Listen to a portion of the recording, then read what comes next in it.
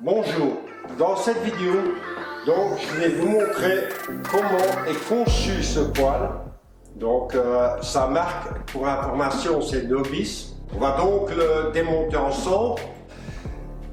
Faites attention, vous allez voir, même pour le service, ils ont fait un super travail pour la rapidité donc de démonter ce poêle avec une facilité vraiment impressionnante.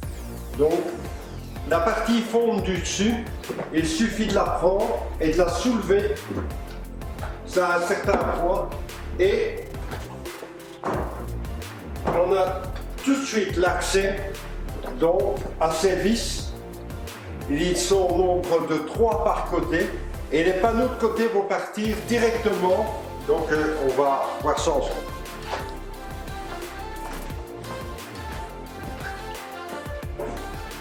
Donc j'ai juste à décaler quelques tours les vis afin de libérer les parois de côté. Donc il ne faut même pas déposer totalement les vis.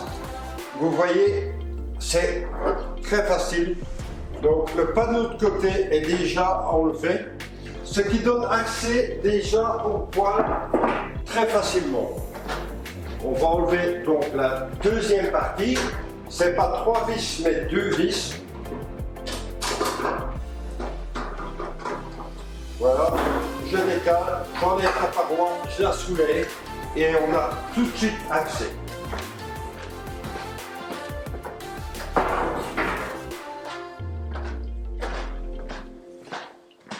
Je vais vous montrer le principe d'échangeur.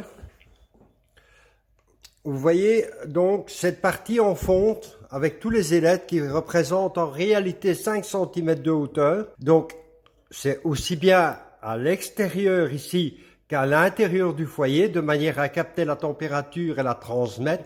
La tôle que vous voyez ici, donc cette partie luisante, est la partie qui va permettre donc de sortir de la convection naturelle, transmettre comme les poêles traditionnels par l'avant ici.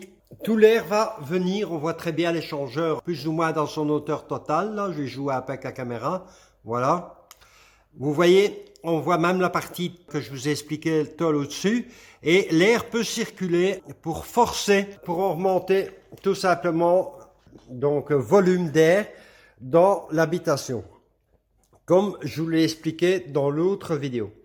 Maintenant, vous voyez ici les cheminées de convection naturelle, on les aperçoit ici. Vous voyez, c'est en fonte aussi, et elles sont donc placées dans un couloir que je vais vous montrer,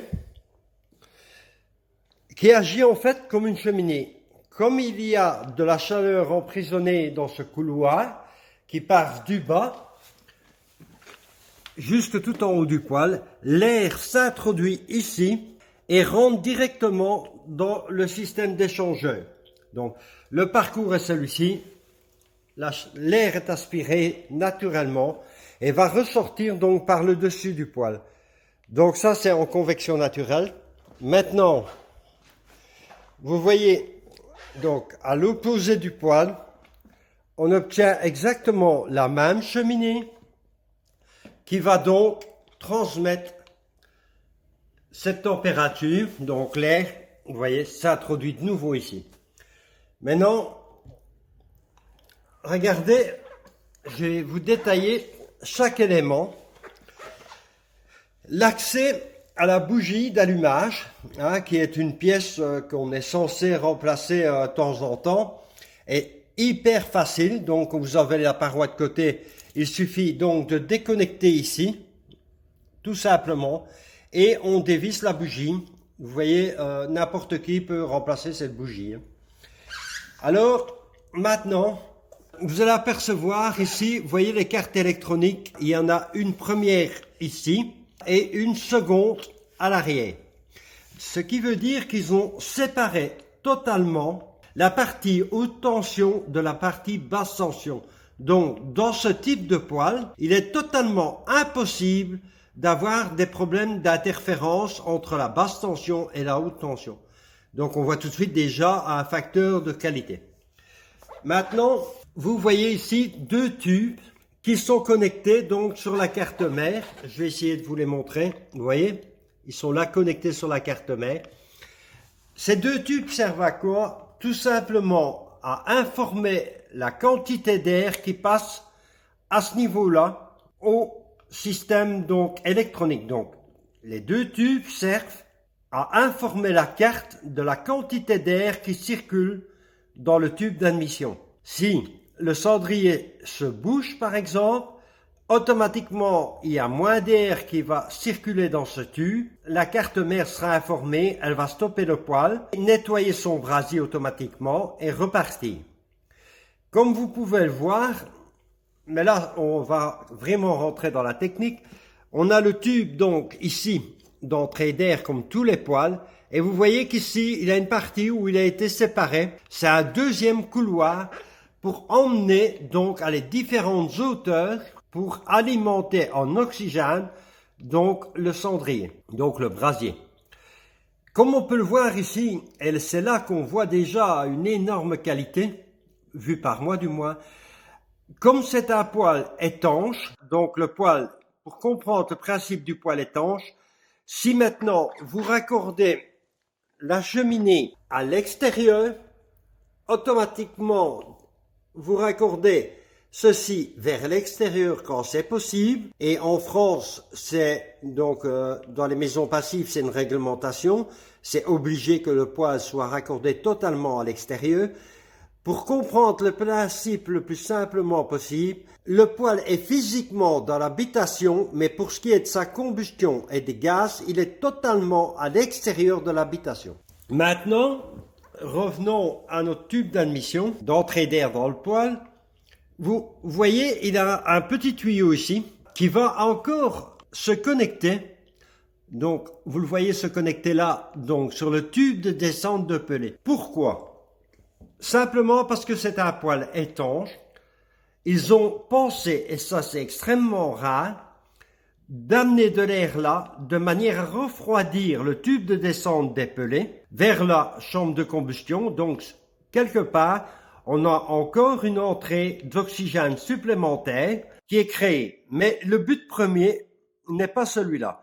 C'est simplement donc l'air qui circule vers le foyer pour refroidir le tube de descente de pellet, de manière à ne pas créer une surchauffe en température, parce que quand les granulés vont descendre, ils peuvent éclabousser la résine si la température est trop élevée, et créer donc dans ce tube de descente comme une petite roche comme ça qui finira par boucher le tube de descente ou simplement comme un effet de papier de verre et garder les pellets, donc ils ne seront plus dans l'effet toboggan et ça sera sablé, donc ils vont rester accrochés et ça finirait par bloquer la vis sans fin.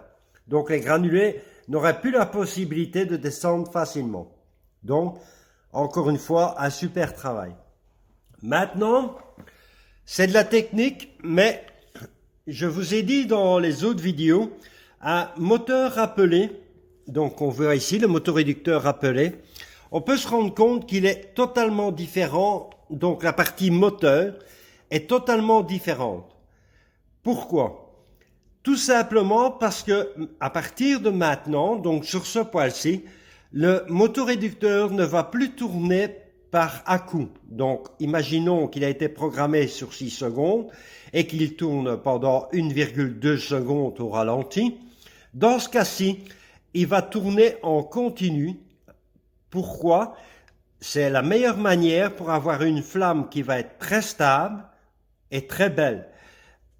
Et la variation du régime de ce moteur, donc on varie sur sa puissance, imaginons que pour une raison ou pour une autre, il est qu'un pellet, ça m'étonnerait, mais par exemple une partie métallique qui embête son monte, qui serait dans la vis sans fin, à partir d'une certaine résistance, ce moteur va se mettre à tourner une fois en sens contraire et repartir dans le bon sens de manière à dégager la vis sans fin, que ce soit des pellets qui soient trop durs ou un corps étranger.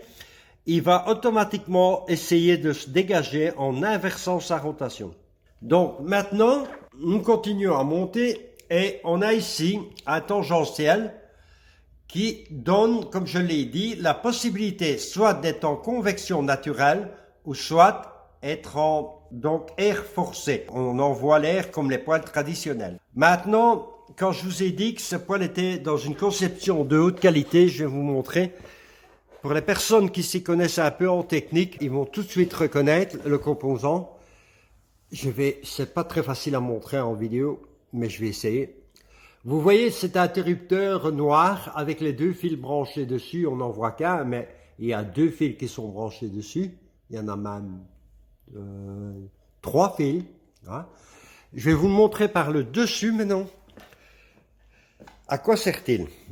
Regardez-moi cette qualité, donc c'est de la qualité industrielle. C'est utiliser ce genre d'interrupteur, par exemple, pour les portes sectionnelles, donc en usine, comme arrêt de fin de course. Il a même une petite roulette, donc c'est vraiment conçu. Pourquoi j'insiste sur cet interrupteur? Parce que c'est une sécurité, et plus il y a de composants, et plus on a de risques de panne.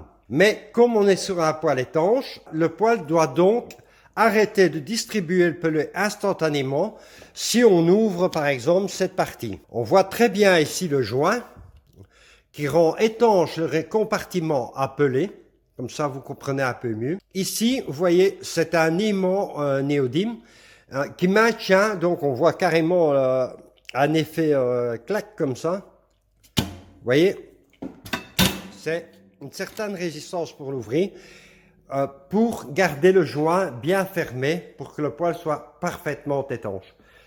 Je redescends un peu. Vous voyez la sonde de température ici des fumées. Vous voyez à quoi elle ressemble. On voit tout de suite que c'est une pièce de qualité. Et je vous la montrerai à l'intérieur après, elle est très longue. Son travail va être à cet endroit-là où elle est placée, de vérifier la température qu'il y a dans l'intérieur même du foyer. Donc, vérifier la haute température. Et elle va autogérer et informer la carte de cette température, de manière à modifier la quantité de granulés. Si le granulé est par exemple plus puissant, plus riche, ou on peut imaginer tout simplement la puissance plus forte, le poêle va avoir la faculté de s'adapter pour ne pas gaspiller de granulés. Quand la température de référence pour le système d'échange fonctionnait parfaitement et ne pas envoyer de température inutile en cheminée, cette sonde donc s'occupe de ce travail. Maintenant, ce qui est typique aussi et qu'on voit ce qui a été fait comme boulot sur ce poêle, on voit ici un flaps qui est en fait un flaps antidétonnant. Imaginons que le poêle est tardé à démarrer et qu'il a du gaz à l'intérieur et qu'il a une petite déflagration qui se fait. Cette trappe va tout simplement reculer, libérer la pression et se remettre en place. Voilà, donc c'est une très très bonne sécurité. Et aussi, on a la possibilité d'enlever les 2 vis qui donnent accès dans le compartiment ici pour faire le nettoyage, je vais dire 1 fois par an. Voilà. Maintenant, on va prendre la peine de démonter de manière à ce que vous puissiez voir la partie donc échangeur naturel. Donc pour rendre visuel la partie fond que je vais vous montrer tout à l'heure. Et vous allez tout de suite pouvoir comprendre le principe. Donc j'ai tiré juste le vis par là, j'en décale 2 ici, donc on voit tout de suite qu'il a été prévu pour faire son entretien et l'accès à tous les composants pour les personnes qui doivent travailler sur le poêle facile. Ça vaut la peine que je vous le montre, je ne sais pas si ça se verra la vidéo. Regardez l'épaisseur du couloir, c'est pas de la tôle très fine, hein, c'est vraiment du costaud. Voilà. Maintenant, on voit très bien ici, je vais zoomer un peu. Là, on voit très bien donc la partie fond qui a le boulot donc de convection naturel.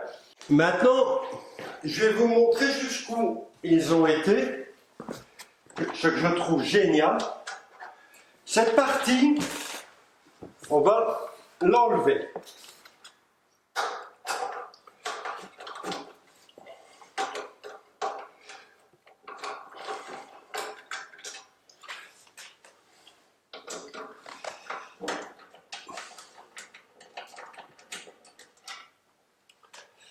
De manière à ce que vous puissiez voir la qualité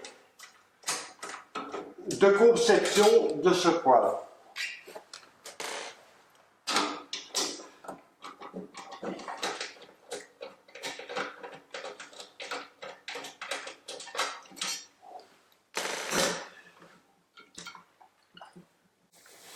Voilà, donc la partie fonte, ça pèse vraiment lourd. Voilà, vous voyez à l'intérieur, il y a des ailettes aussi, de manière à pouvoir capter la chaleur et la transmettre aux ailettes extérieures qui, elles, vont dans l'habitation. Maintenant, pour le service, regardez, on voit très bien le joint, hein, c'est vraiment bien conçu. Pour le service, imaginons qu'il s'est sali un peu trop à ce niveau-là, eh bien, il suffit d'enlever les vis et on a accès à tout. Et là, je vois carrément dans le foyer et ici aussi. Donc, on voit très bien le couloir. C'est vraiment, vraiment super bien conçu, vu par moi, du moins. Maintenant, voilà, continuons à démonter un peu. Donc, pour enlever la porte complète, on va voir ensemble. Il y a une vis de chaque côté ici, enfin il y a deux vis, et qui permet d'enlever cette pièce, qui est la convection. Donc je vais vous montrer, parce que là vous avez l'occasion de voir vraiment de très près la qualité. Je vais zoomer. Là, vous voyez vraiment bien la partie donc échangeur en fonte qui remonte à travers la tôle que je vous ai montré tout à l'heure. Donc, vous voyez, c'est vraiment très très gros, hyper costaud. Voilà. En enlevant la partie du dessus comme je viens de le faire, ça me permet donc de déposer la porte avec une très grande facilité. Et super rapide. Maintenant, on va découvrir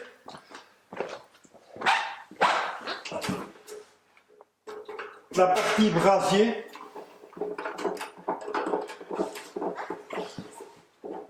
Et l'intérieur, sa conception même, de manière à ce que vous puissiez apprécier le travail qui a été fait par ce fabricant. J'enlève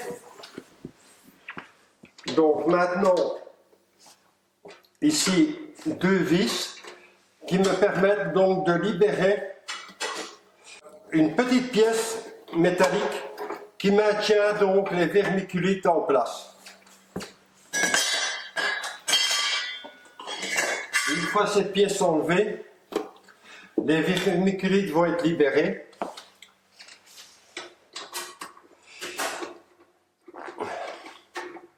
Les vermiculites sont là en fait surtout pour protéger et emmener la haute température directement dans les échangeurs que je vous ai montrés. Donc ça concentre la température et de manière à ne pas contaminer en haute température l'autre côté. Donc il y a deux vis à déposer.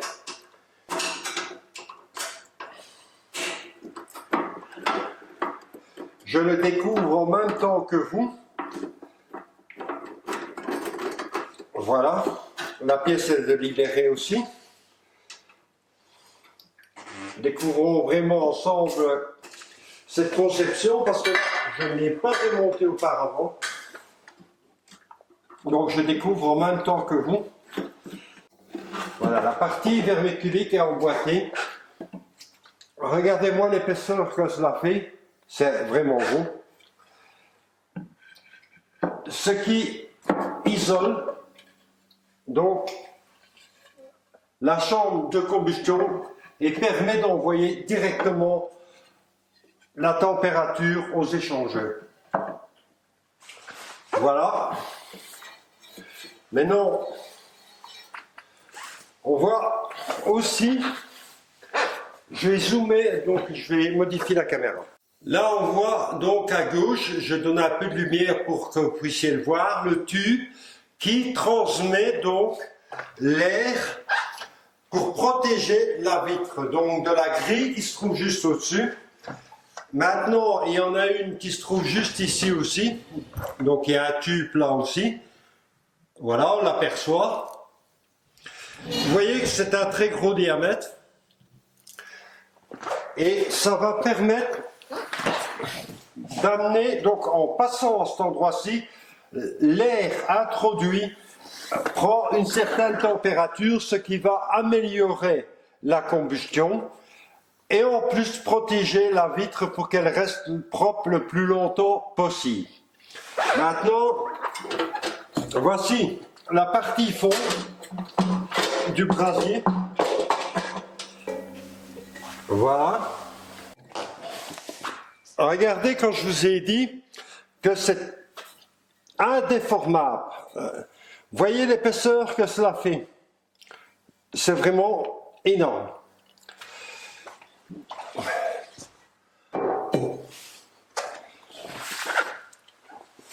Maintenant, je vais vous faire découvrir le brasier. Je dois encore modifier la caméra de place. Vous voyez là, maintenant le tube de descente des pellets est apparent. Et on voit très bien la pièce donc du brasier même. On voit très bien que ça ressemble plus du tout à un brasier comme on a connu sur d'autres poêles. C'est très très costaud et énorme. En fait, ça va servir vraiment de gazification du bois de manière à ce que vous ayez une flamme vraiment parfaite. Voilà, maintenant vous allez découvrir le brasier vraiment dans son entièreté. Donc je rentre à l'intérieur. Là, vous voyez vraiment la profondeur. Pour que vous puissiez imaginer la grandeur donc du brasier, on voit très bien la plaque dans le fond là. Je vais voir si j'ai amené un peu de lumière de la bonne façon. Voilà, vous voyez la plaque dans le fond qui permet donc de faire l'auto-nettoyage. Hein, l'air de combustion passe entre les rainures que vous voyez là, que ça forme un peu une étoile. Et sur les côtés, on aperçoit des parois. Sur les parois de côté, vous apercevez donc les trous qui amènent donc l'oxygène pour une combustion secondaire. Donc pour le démontage du brasier, c'est facile.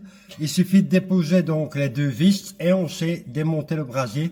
Maintenant, regardez, je mets ma main dedans. Mon poing est fermé, donc ça représente donc toute cette longueur. C'est vraiment impressionnant. Et bien sûr, hyper costaud. On voit ici d'ailleurs la partie où les gaz viennent donc de l'échangeur qu'on a démonté tout à l'heure. C'est la partie où les gaz peuvent passer pour aller donc en cheminée. Voilà, donc tout à l'heure je vous ai parlé donc de convection naturelle, donc ça veut dire tout simplement sans utilisation de tangentiel. Je vais vous montrer aussi un détail que moi je trouve extraordinaire. Donc vous savez, grâce à l'autre vidéo qui a deux vitres, je vais vous montrer un travail aussi qui sont faits. De travail est impressionnant. Donc la vitre reçoit la chaleur de la flamme, ça vous savez. Mais regardez ici au-dessus, l'espace qu'il y a entre donc les deux vitres. C'est un couloir d'air, hein, donc qui va partir donc vraiment d'en dessous ici et montre entre les deux vitres. Et la convection naturelle se produit. Donc même les calories produits par la vitre sont canalisés d'air. Donc, ça permet donc à la vitre de servir aussi de convection naturelle. Les deux vitres sont là. De un, c'est une double protection vue par moi. De rendre aussi esthétique, parce que cette vitre, elle est carrément bombée, la vitre avant. Donc, c'est esthétique. Et cette vitre, remarquez, est vissée. Donc, elle n'a pas été collée avec une colle spéciale. Elle est simplement vissée dans deux supports, ce qui lui permet donc de dilater sans problème pour avoir une très longue durée de vie. Parce qu'on pourrait utiliser une colle, mais là, c'est définitif et c'est lors d'un remplacement par accident que quelqu'un aurait cassé la vitre. C'est très facile à remplacer. Il a deux vis à déposer et on remplace tout simplement la vitre avant. Maintenant, j'ai remonté donc une partie du poêle. Vous voyez ici, de nouveau, on retrouve un interrupteur de sécurité qui surveille en fait si vous ouvrez donc le compartiment du dessous, le poêle passe donc en sécurité parce qu'il n'est plus dans les normes donc de sécurité. Maintenant, voyons un peu le compartiment avec la cendre. Vous voyez, c'est un sacré volume. À mon avis, il fait 20 jours sans problème, sans que vous interveniez, juste mettre le granulé dans le poêle. Et on voit là, vous voyez la petite plaque. Voilà, j'amène un peu d'éclairage sur la plaque qui brille. C'est donc un accès aussi pour l'entretien. On va retrouver au niveau entretien, donc cette plaque-là, la plaque d'accès qui se trouve là, et donc les deux plaques d'accès qui se trouvent là, plus peut-être, mais ça a déterminé la convection naturelle que je vous ai montré tout à l'heure, les deux parois de côté, si vous voulez vraiment être plus que sûr que c'est super bien en ordre, quoi. Maintenant, je vais essayer, mais là, ça va vraiment pas être facile, de vous montrer le dessous du brasier. Je sais pas comment je vais faire ça. Voilà.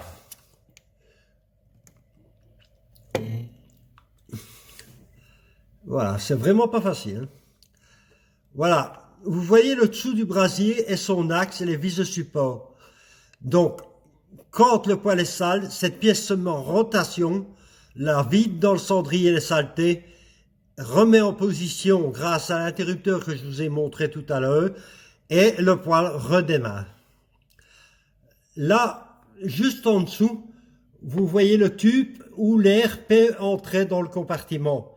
Comme je vous ai dit, donc on a l'air primaire, disons ici, on a un air secondaire, plus encore, ne pas oublier qu'il y a encore de l'oxygène qui rentre par le tube de descente de Pellet que je vous avais aperçu tout à l'heure. Le grand avantage de ce système, quand les granulés ne tombent plus carrément dans le cendrier, c'est surtout qu'on va enlever une partie de son efface. Maintenant, continuons un peu la vidéo. Voilà, nous avons vu donc l'entièreté du poêle, sa conception. Maintenant, vous avez donc une très bonne idée de sa qualité, comme je vous l'ai expliqué dans cette vidéo. Il y a deux vidéos, donc une vidéo où on voit la vue d'ensemble et cette vidéo-ci qu'on voit donc la partie technique. À retenir, les sécurités qui sont super bien faites et de qualité, et enfin toute sa conception même, qui bouleverse totalement donc le domaine du poêle au pellet. Donc on peut travailler en convection naturelle, on peut travailler avec le tangentiel, donc le ventilateur comme vous connaissez sur tous les poêles au pellet, donc qui permet de brasser un plus grand volume d'air. De la télécommande que vous pouvez voir si vous êtes tombé bêtement sur cette vidéo, dans l'autre vidéo, vous voyez donc la télécommande qui a la fonction donc de température ambiante et vérifiée par la télécommande à l'endroit où elle se trouve. Ce mode-là, il est en mode manuel. Donc là, je vais dire, la sonde de température que je vous ai parlé et montré tout à l'heure va agir. Donc si vous mettez le 1, le 2, le 3, le 4, le 5 et ainsi de suite, vous aurez le poêle qui va fonctionner toujours à cette puissance-là. Donc il n'a plus la possibilité de se servir de la sonde de température ambiante. Donc ça ça peut être utile pour certaines personnes, mais pour ma part à moi, je ne l'utiliserai pas.